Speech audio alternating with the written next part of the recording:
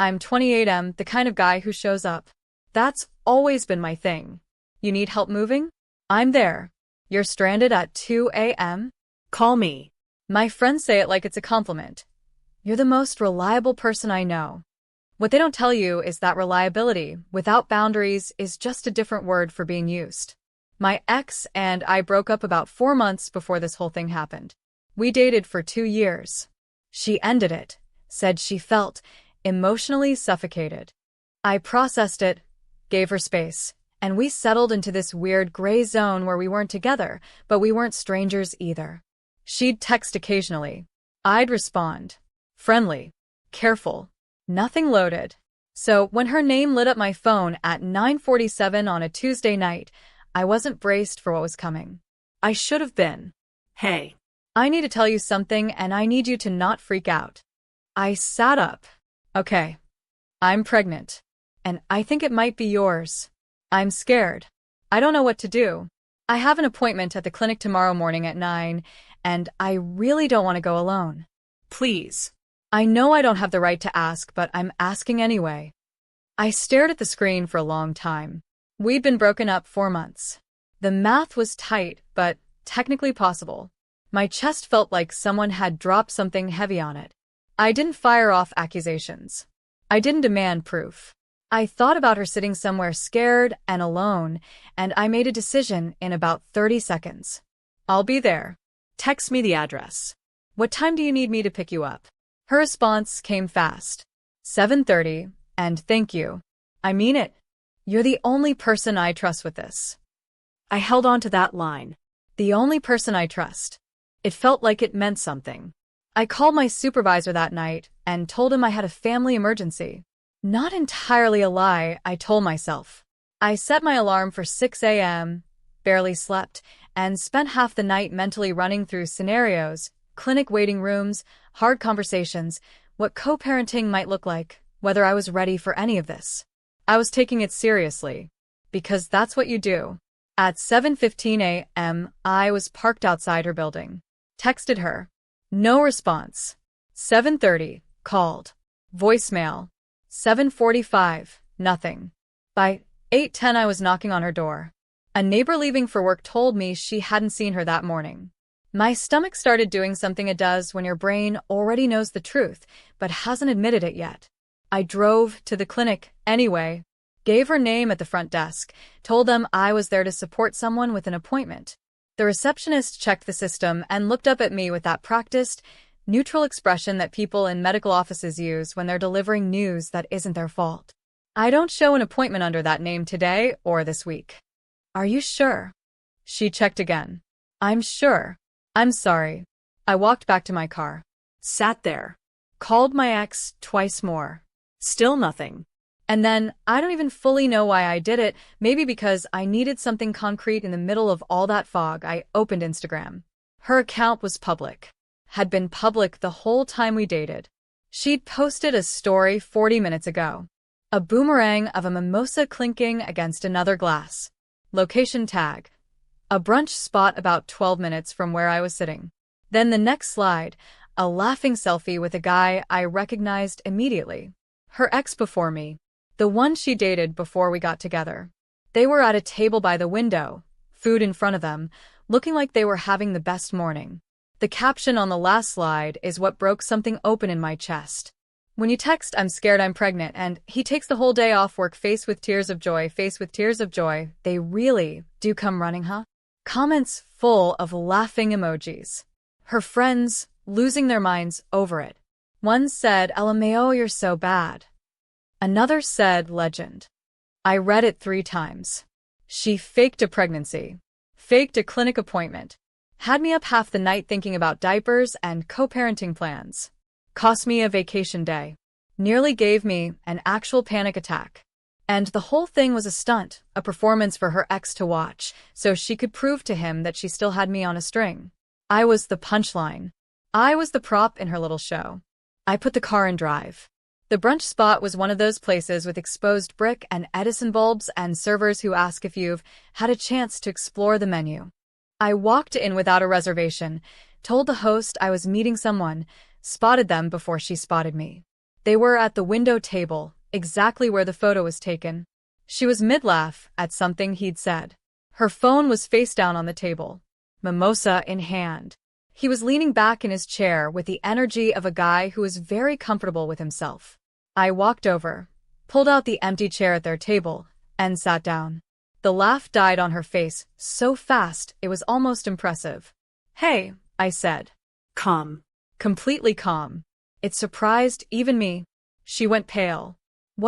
How did you? Your Instagram's public, I said. Has been the whole time we dated. Her ex looked between us. Who is this? I'm the guy she texted last night, I said, looking at him directly.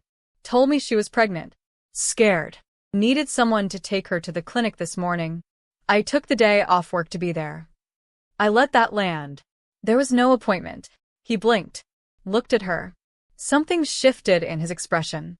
It was a joke, she said too quickly, voice climbing. It wasn't. I didn't think you'd actually take it seriously, I said. Yeah, I did. Because I'm not wired to hear I'm pregnant and scared and do nothing.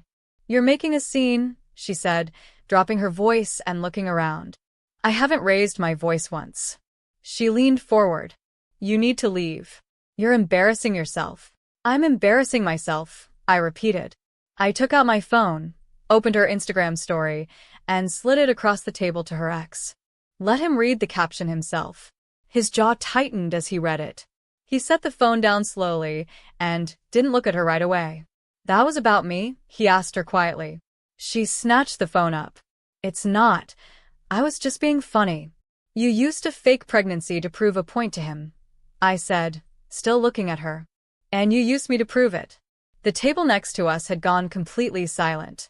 That couple was very deliberately not looking at us, which meant they were absolutely listening to every word.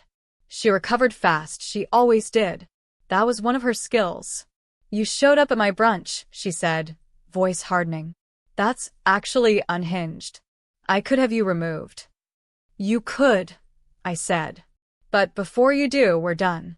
Whatever that gray area was where you texted when you felt like it, and I responded because I thought we were being decent to each other. That's finished. Don't contact me again. Not for emergencies. Not for jokes. Not at all. I stood up, tucked the chair back in neatly, nodded to her ex, who looked genuinely disgusted, and nodded at me and walked out. My hands were shaking by the time I hit the sidewalk. Not from anger exactly. More from the effort of holding it all together in there. I thought that was the end of it. It was not even close to the end of it.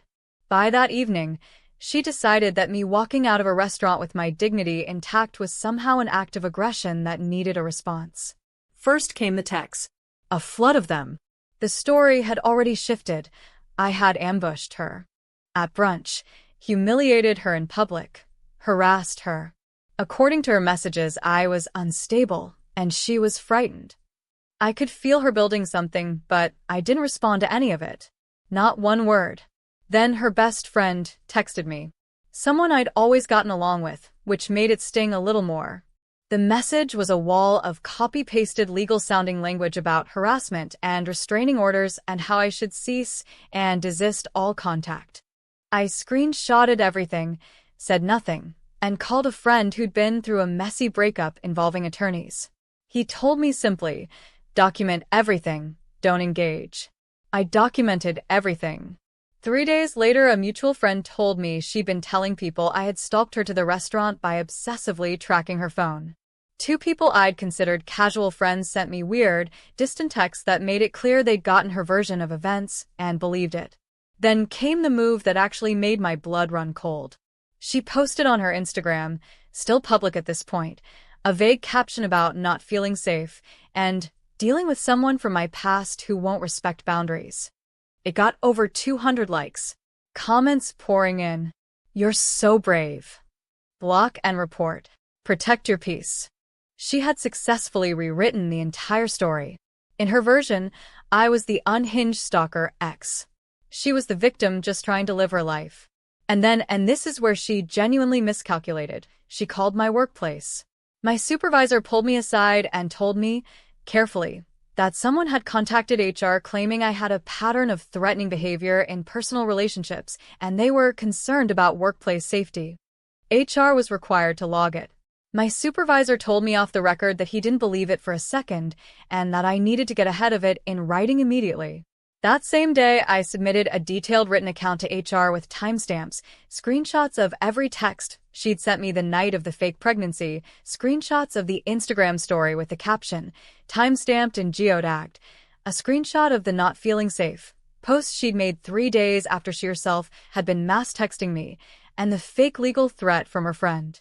I laid it all out in order, clearly, without any emotional language. Just facts and receipts. HR closed the inquiry within a week.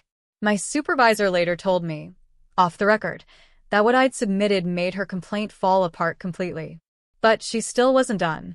She reached out to my mother through Facebook. My mom's profile was semi-public, and sent her a long message saying she was worried about her son's mental state and that she still cared about him but was now scared of him. My mom, who is genuinely one of the most level-headed people I know, read the whole thing, came to me, showed it to me, and said, "What do you need from me?" I explained everything. Showed her all the screenshots. She read through them quietly. Her expression cycled through a few different things. Then she went back to that message and replied with 5 words, "Do not contact us again," and blocked her. That was the moment I decided I was done playing defense. I contacted an attorney. Just a consultation, $150 for the hour. She reviewed what I brought and gave me a clear picture. The fake pregnancy itself, while manipulative and genuinely awful, wasn't criminal in most states unless I could prove specific financial damages tied directly to it. However, and this was the important part, the HR call could potentially support a tortious interference claim if I could demonstrate it affected my employment. More importantly, the attorney confirmed I had solid grounds for a defamation claim based on the Instagram posts, which were public, preserved, and provably false. She also told me the most useful thing anyone said to me during this whole situation: send a cease and desist letter. It puts her on record. If she continues after receiving it, every action she takes becomes part of a documented pattern that a court will see. We sent the letter. Certified mail, so I'd have proof of receipt. Drafted by the attorney, which gave it real weight. It laid out the false pregnancy claim, the Instagram story and its caption, the HR complaint, the Facebook message to my mother, and the ongoing public defamation. It demanded she remove the posts, cease all contact, and stop making statements about me to third parties. It stated clearly that continued behavior would result in legal action. 2 days after she signed for it, certified mail requires a signature, her Instagram went private. The posts came down. The mutual friend who'd gone cold on me texted and said he'd heard things had gotten complicated and that she was apparently dealing with some legal stuff. I told him briefly and factually what had happened, start to finish. He went quiet for a moment. Then, man, I'm sorry I believed her. But here's the part one genuinely did not see coming. Her ex, the guy from the brunch table, the one she'd run the whole performance for, texted me about 3 weeks after the restaurant. Said he got my number from the mutual friend and hoped that was okay. He wanted to reach out because after I left that morning, she spent 2 hours trying to convince him that what he'd read in that caption was taken out of context. He said he left brunch early, anyway. Said they tried to reconnect in the days after, but he couldn't shake what he'd seen. Then he said, "I looked into things a little after all of this and found out she did something similar to a guy she dated before you. Told people he was obsessive after they broke up. I think it's a pattern." He didn't know what I'd do with that. Neither did I immediately. But my attorney was still in the loop. And a second documented instance of the same behavior, from someone willing to put it in writing, made the defamation file significantly stronger. He wrote a brief statement. Signed it. I had it notarized, and it went into the file. We never went to court. We didn't need to. The cease and desist, the HR documentation, and a notarized statement sitting in an attorney's file were enough. She knew exactly what existed. She knew what could be filed. And she stopped. Not with an apology. People like her don't apologize. But she stopped completely. I took a day off work for a clinic appointment that didn't exist. I walked into a restaurant and sat down at a table uninvited. I spent $150 on an attorney consultation and some certified mail postage. And in exchange, I got complete and documented proof that everything she said about me was false, a closed HR inquiry with my record clean, and the quiet satisfaction of watching someone who treated a fake pregnancy like a party trick have to go private on Instagram and deal with legal stuff, while her reunion with her ex collapsed at that same brunch table she used for the stunt. Some people mistake kindness for weakness. The correction is always expensive for them, but it's worth it. If you made it this far and felt every single minute of that clinic parking lot, hit subscribe button.